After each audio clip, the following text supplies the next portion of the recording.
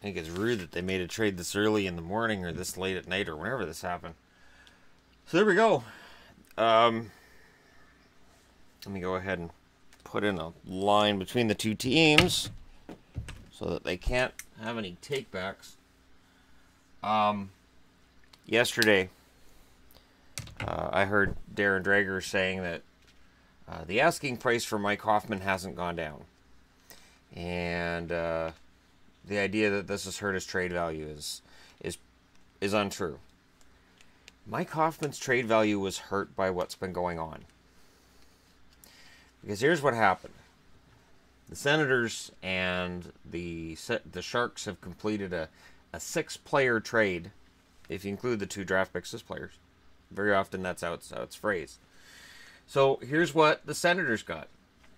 Michael Boedker, 28 years old, left wing, right wing, can play both. He's a $4 million cap hit for 2 more years.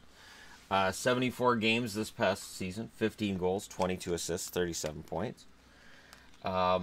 He, along with Julius Bergman, whichever, 22 years of age, right-handed defenseman, or right-side defenseman. Different things.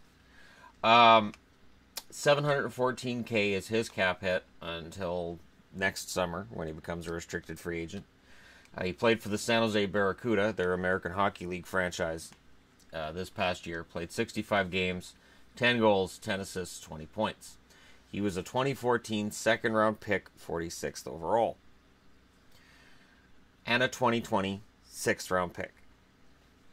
That's what Ottawa got for Mike Hoffman. Hoffman, 28 years of age, left wing or center. $5.1 million cap hit for the next 2 years. Played 82 games this past season, 22 goals, 34 assists, 56 points. Along with Cody Donaghy. Donaghy's 22 years of age. He's a left side defenseman. $614K is his cap hit for 1 more year. He was playing in the East Coast League this past year. 54 games, 9 goals, 7 assists, 16 points. On the upside for Ottawa, it looks like with Bergman, you've upgraded. Bergman played at the American Hockey League level, did have 10 goals as a defenseman, and Donaghy played in the East Coast League, so that's an upgrade. But they also gave up a 5th-round pick in 2020. The odds of a 5th-round pick making the NHL being somewhat a 5th-round pick somewhat higher than a 6th, but not by a lot, in terms of their ability to make the NHL and the likelihood of making the NHL. So, what did we learn from this? Hoffman's trade value was definitely hurt. I like Michael Boedker, don't get me wrong. But between the two, I would rather have Mike Hoffman if you don't include everything else that's been going on. To me, this is a move designed to... Let me put those markers down. This is a move that, to me, is designed to keep Karlsson. The one thing that's been ignored in all of this, and I keep throwing this idea out there, teams don't want to lose marquee players. You look at the Islanders and Tavares. The Islanders are working the phones every day to keep Tavares. And sure, we can all discuss whether Eugene Melnyk might have upset Karlsson, whether or not there's a feud there. But at the end of the day, Eugene Melnyk is a businessman, and he would understand that the best thing for his business, for his team, would be to keep Erik Karlsson happy and keep him around. This trade, to me, clearly had to be done before the draft. So they go into the draft with the idea that that he's gone. They get to move forward. Now, the interesting part to me, they save about $1 million under the cap because guys who stay in the American League, you don't worry about their value. There's a minimal, like 70K is the difference between Bergman and Donaghy. And then with Boedker and Hoffman, it's enough of a difference. I guess you could argue that maybe they'll try to upgrade somewhere else. The one thing that Ottawa can't do is tank. Unless... See, there's the thought as well that, well, maybe Ottawa would give up their 1st-round pick with the idea that they know they're not going to be very good next year too, and so then maybe they'd have a shot at Jack Hughes, because of course they have that number 1 pick this year or next year that they can offer to Colorado. My counter is, you can't guarantee yourself the number 1 pick next year. So take that top draft pick this year, especially if Montreal does what the rumors say they're going to do, which was the video I was going to start with today, but this happened and woke me up. Yeah, it's an interesting deal, but I'm wearing Sharks gear because when I report on trades, I usually wear the gear of the team that I think won the trade. San Jose got the better player. Now, if I'm Sharks management,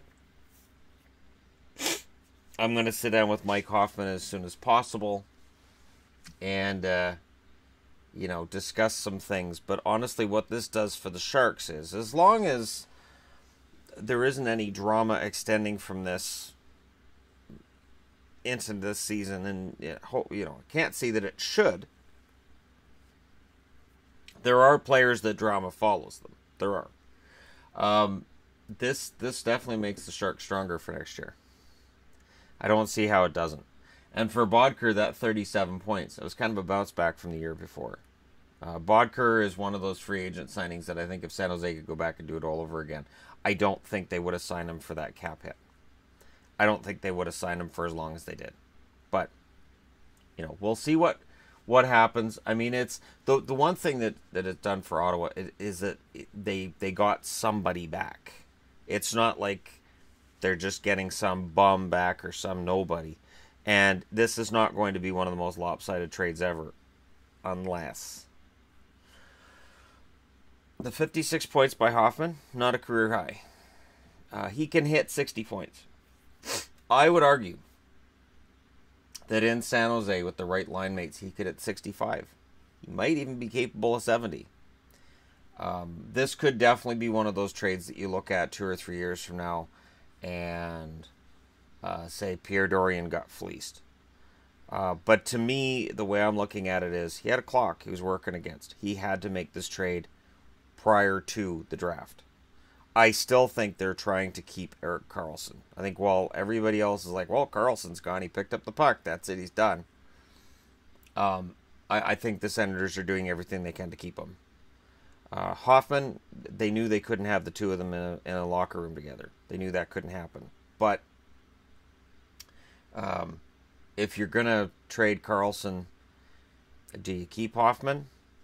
I mean, the other part of the storyline is that, of course, if Erik Karlsson had been traded out and Hoffman stays after all the drama, and if the drama was the reason that Erik Karlsson left, what do you think as a teammate of Mike Hoffman's walking in knowing that your best player, your franchise guy, is gone because of this drama that went on with his girlfriend? Like, it's fiance.